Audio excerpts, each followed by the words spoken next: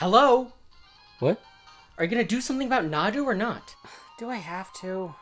Yes! It's like all over the place and it's obnoxious. It was 5 of the top 8 and all 4 of the top 4 of the recent Pro Tour. Fine. What? No!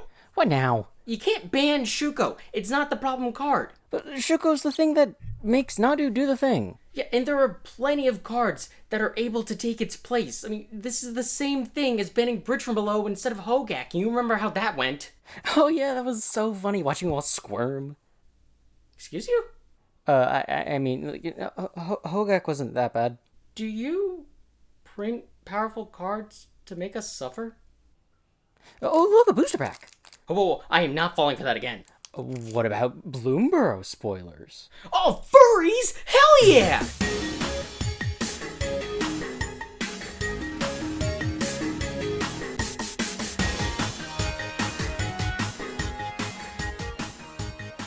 Bienvenue, Magic players. I'm Insignios, and we had a lot of things banned today.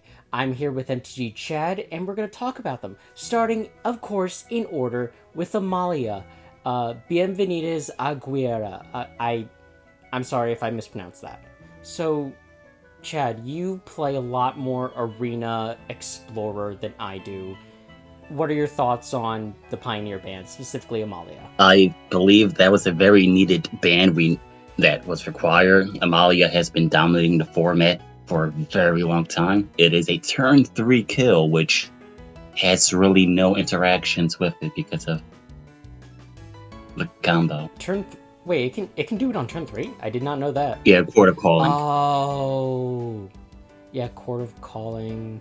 Oh yeah, and I suppose with a Gilded Goose you could do it on turn 3 with the Coco. Oh yeah, Prosperous Innkeeper, right. That's also a really good card. Yeah, no, and just flat out, it's too resilient. You have Return to the Ranks, you have Lively Dirge, and while I haven't really seen it played all that much, there is the new card, Dewdrop Cure, that does bring up to 3 creatures back from the yard. That's really powerful. I have not seen the card being played yet. Yeah, I honestly expected it to see a lot of play in this deck, but I suppose Rally to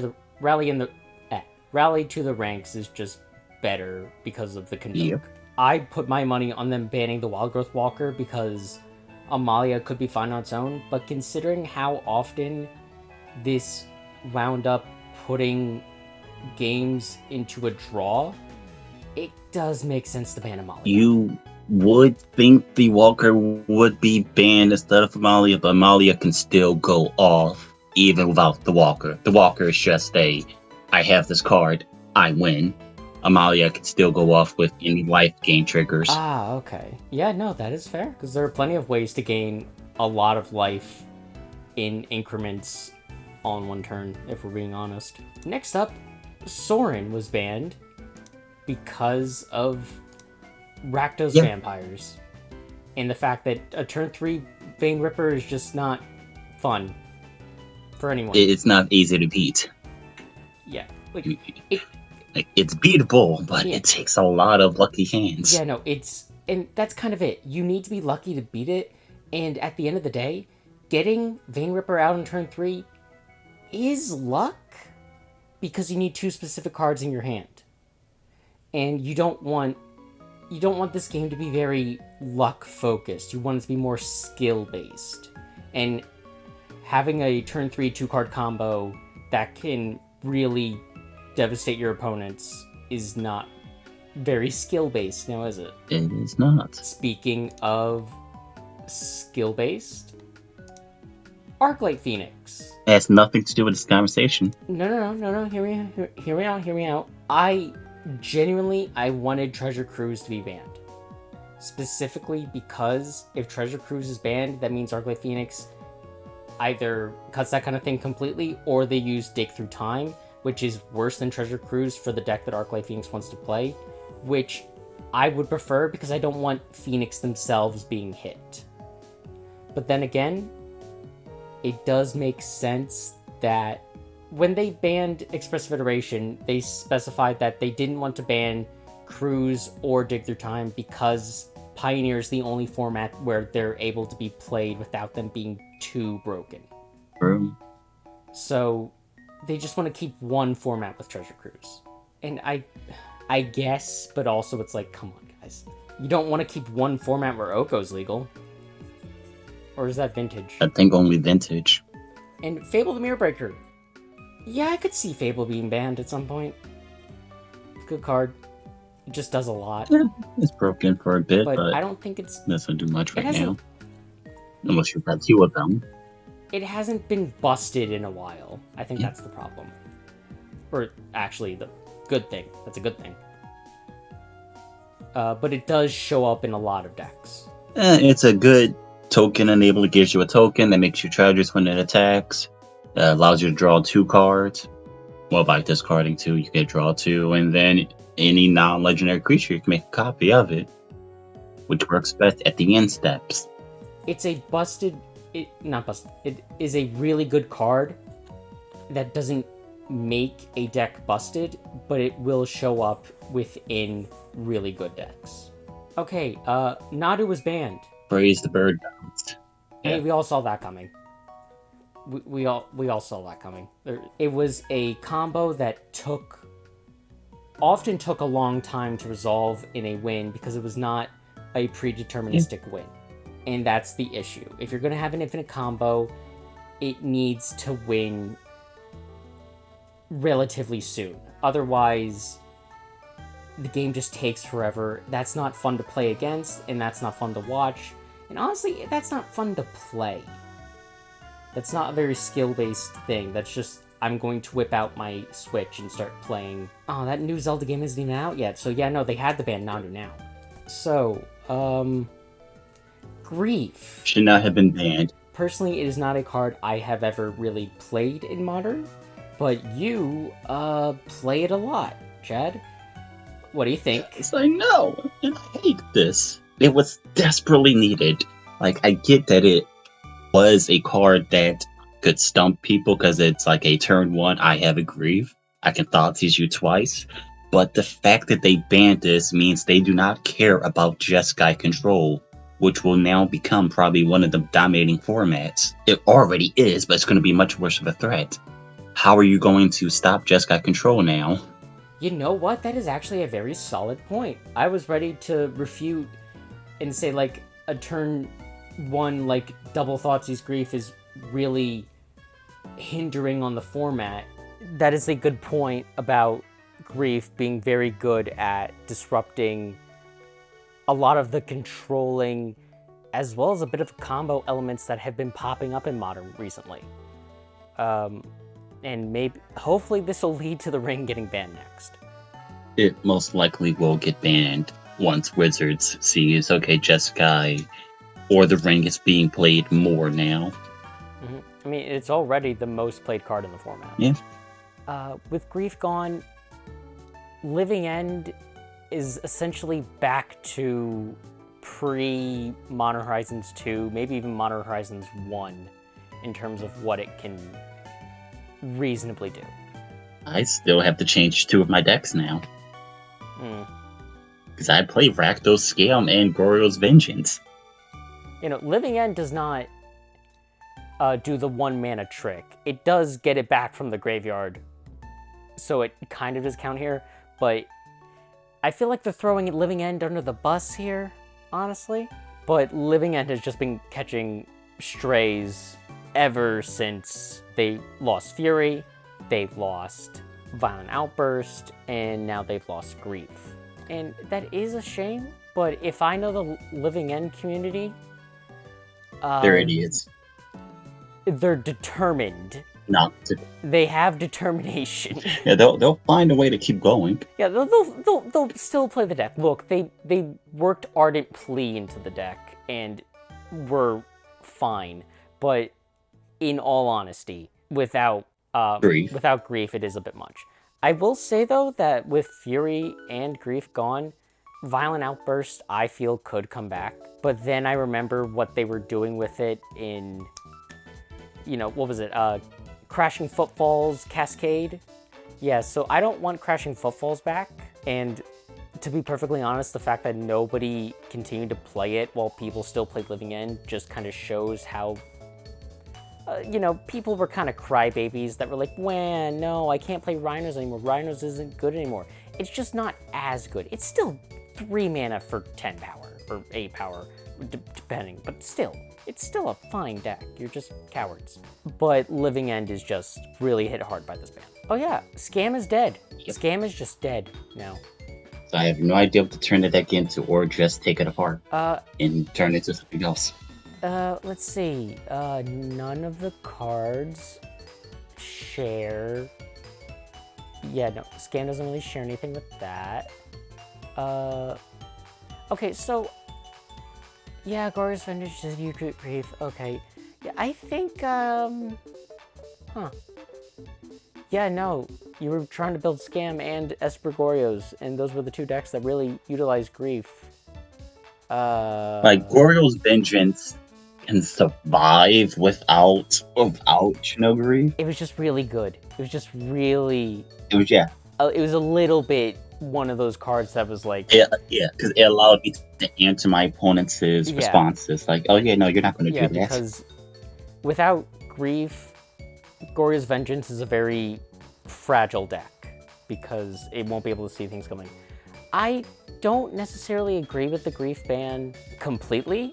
I do think it was a bit of a problem, and if they were to print a different version of grief that was like a bit toned down, like when this creature enters the battlefield, if it was cast, you can do it. You can still do the flicker thing, or to have it come into the battlefield, but when it enters that way, it just doesn't look at their hand. Or it could have been on when this creature dies trigger. Instead of an ETB, it could have been left the battlefield or simply dies.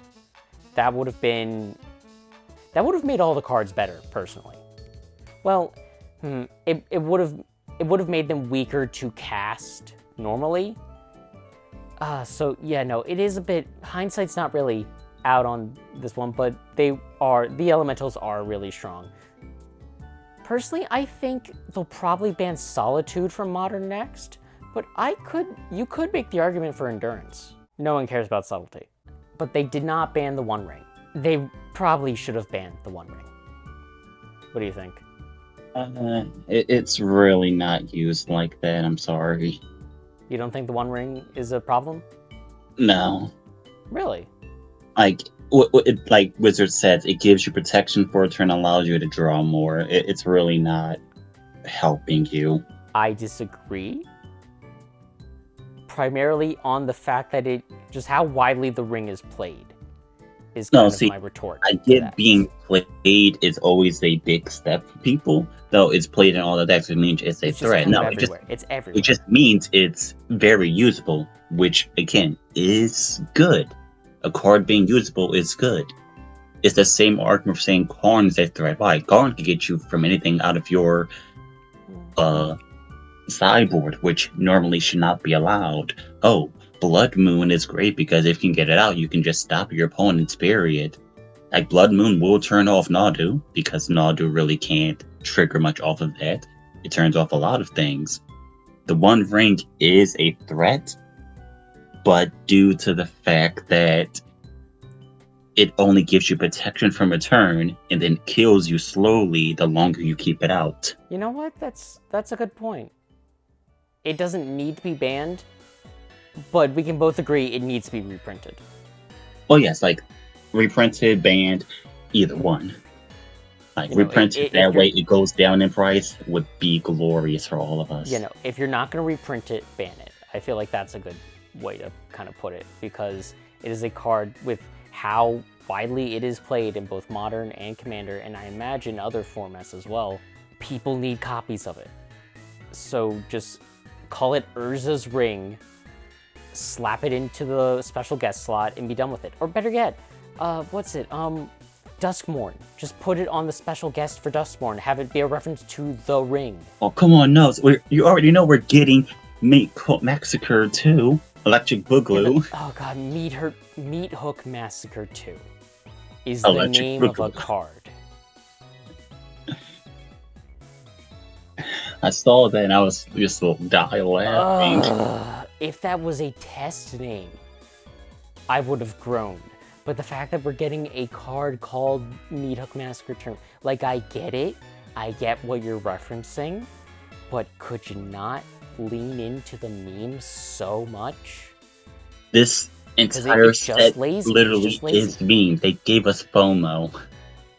Yeah, there's literally a card called Fear of Missing Out. Like, oh my gosh. It's lazy. It feels like in terms of the naming the set, they had to rush it. It's wait, no, ban list. Get back on the track. So, do you think anything should have also been hit from Modern, or do you think anything could come back? Or they should have, like, unbanned something? Unban Fury. Give us me Fury back. So, no. There's really not much I could say that Modern needed. We already have enough stuff for it. Fury was objectively too powerful. It was essentially the other side of Grief. Whereas Grief took 2 cards away from the opponent's hand and presented a 4/3 with Menace on turn 1. That's boltable. You could Galvanic Discharge that. You can even Fatal Push it. Fury, when you scam that out, not only does it wipe your opponent's board very early in the game, it turns into a 4/4 with Double Strike that is a 5 CMC, so it cannot be bolted, cannot be discharged, and it cannot be pushed. You would need 2 of the burn spells in order to get rid of it. And that is a turn 1 4/4 with Double Strike. That is a 3-turn clock. That is too much. And also, it stifles the ability to play creature decks. Now, I'm not talking like creature type decks like Merfolk, Elves, Humans, decks like Storm that rely on Ralzeric, decks like Mill that rely on the crabs. Look, Mill has always survived everything. Well, yes, no, but my point is that it's not just aggro creature decks that are trying to get through. It's just any deck that wants to play a creature in the early game is affected by Fury. And those decks are decks that a lot of people like to play. Regardless of whether or not they're competitive, people find enjoyment in playing those decks. I like Merfolk, I like Mill, I like so many decks. But if Fury just means I'm not allowed to even play, I'm going to leave. And that's the one thing Wizards doesn't want. They want people to stay and have fun, and if more people have fun with Fury gone, then Fury goes. That's how it works. But we could unban Faithless Looting. No. Why don't you ever agree with me? Because look, we can unban Splinter Twin before we can't. unbanned. We can't ban. Or we cannot unban Splinter Twin. No. Under no circumstances is Twin allowed. I don't. They bring up Necrodominance here as well as Psychic Frog. I imagine they're really only bringing them up because they're new cards from MH3 that have created new archetypes, which is fair. I honestly thought Necrodominance was going to be a much bigger problem, but it really hasn't. So, okay, I do have responses for Necrodominance. That one's good due to the fact that it's the same cost as Necropotence, where it comes out for 3 mana. The only difference is that this is much stronger because none of your cards get exiled. You really don't have to pay, air quote, life. Because as soon as you play a Shieldred, you can say, I'm going to draw half of my deck, gain 1,000, almost pretty much about 40 or so life, and then you can kill your opponent probably that turn because it's mono black. You have Soul Spike, you have the other burn spells in black. We can unban Up the Beanstalk. Or Yorion. Give me Yorion back. No, but at the very least, Grief being gone does hurt this deck quite a bit, so that keeps Necrodominance in check. It does, because you draw the cards, Grief can just evoke one of them, which gets it out quicker. Now, Psychic Frog, it is interesting that they brought it up here. It is slowly becoming a very good 2-drop. Because a thing about Psychic Frog is that it is everywhere in Legacy. Without Grief, a lot of black decks, specifically Dimir decks that were playing Psychic Frog, lose a bit of their luster without Grief, which is fair, but Psychic Frog is such a good card on its own that might not matter. But in all fairness, Only time will tell. I don't really play much Legacy, so I don't really know if I can say a lot when it comes to this. But I hope y'all Legacy players, I hope this was a good ban for you. Now, Vintage is interesting. I did not expect anything for Vintage. So it's Urza's Saga, which is quite the card, and Vexing Bauble. Do you know Vexing Bauble? That one's just funny for Vintage. Yeah. Just like, hey, Vintage, you know, having fun, right? And I didn't work. Genuinely, it is funny for Vintage. But Vintage is one of those things where it's like, okay, you get one Vexing Bauble, you can't have 4.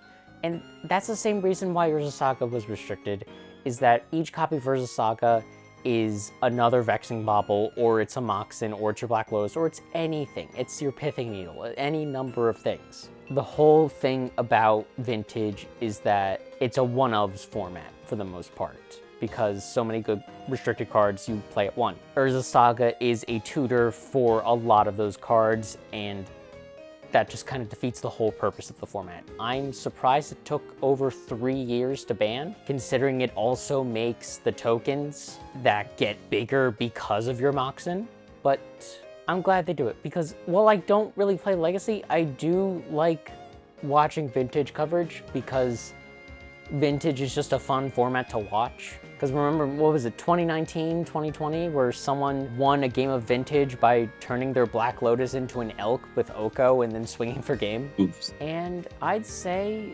that's everything. That's everything I can think of. Now, what is Pioneer going to look like going forward? Do you support your new Phoenix Overlords? Oh, trust me, Because Phoenix that's is going to what's go going to down. happen. No. Something new is going to pop up, and Phoenix is going to stay where it belongs. 4th place with all the other losers. Because if you're not at least 3rd place, you are nothing. I disagree, primarily because of my poor financial decisions. Exactly. Plus, how many times have we been wrong about saying there's nothing that's going to pop up? Boom, something pops up. Like every week, I'd say. I'm waiting to see what other people do about Goryo's Vengeance and Rakdos Scam. Because I can take Rakdos Scam apart and build an entirely new deck. Because I'm actually working on an entirely new deck. Yeah. What are you working on then? I'm working on a Goryo Sacrifice deck using the new card from MH3 and Soul Warden. Well, Warden of Soul Trader. The Goblin. Basically, I think I know the deck you're talking about. Yeah, it's basically using the Grave Troll combo. But I will die if I don't do it correctly. I've also been going Mardu. Or Mardu Energy. Yeah, I genuinely think you'd like Mardu Energy. Yeah, it's just like Boros, but I get to play Obnixless. Yeah, Obby Nyx, Flage, Bowmasters, Raptor, a Johnny. Yeah. So if I don't Ocelot see Pride. any changes for Rakdos Scam or any, well, it's dead. So if I don't see anything that it's dead. Yeah. If I don't see anything that sparks an idea, I can just get rid of those cards that I don't need and build this. Have children in that one.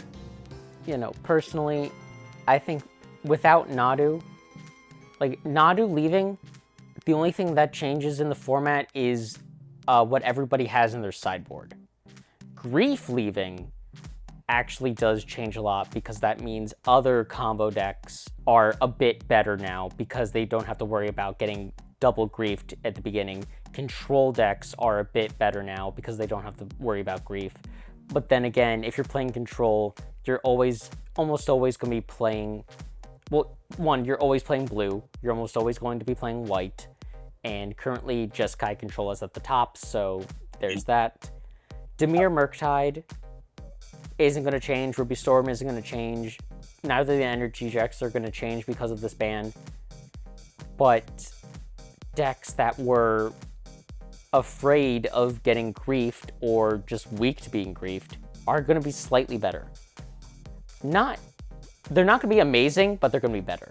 I think Thoughtseize might go back up in price. Oh, probably. There is one card I do want to mention that spiked up in price that irritates me now that I'm building a deck around it. Ocelot Pride. Ocelot Pride is a bit of a concern for me. It's fine. It's not the best card ever. To be perfectly honest, if Ragavan was fine, this card was fine. But I have to say, they put a lot of words on this 1/1 for 1. It was the answer to Ragavan. They put a lot of words on this cat. Yeah, just like Ragavan. This cat is obnoxiously expensive. Just like Ragavan. This card is the answer to Ragavan. It happens every modern or set that goes into modern. They always make a card broken in one set, and then in the next one, they try fixing it. Ragavan was the problem in MH2. It was super powerful. It's a 1-drop. Their answer, okay, let's make a cat, all right? As first strike, it makes tokens. First strike lifelink makes tokens, and if it ascends, you make more tokens, so that way for each one, you get a bunch of tokens. Why wasn't this card legendary? But it is broken because not many people notice you can make copies of Obnixilis with that card if you do it the correct way. You need to have ascended, and then you can make a copy of Obnixilis because the token does enter. The token counts. Ba-da-ba-da-ba. You gotta be f***ing kidding me. Nope. It says you make a token on things that entered. If you play a Obnixilis, it comes in, and you make a copy of it, you get basically 3 of them. You get the original, the token, and then a copy of the token. This card. Good night, everybody. Bienvenue, Magic players. It's Future Insignios here. I was just accepted into the Magic Gathering Online content creator program, so expect a lot more content using that.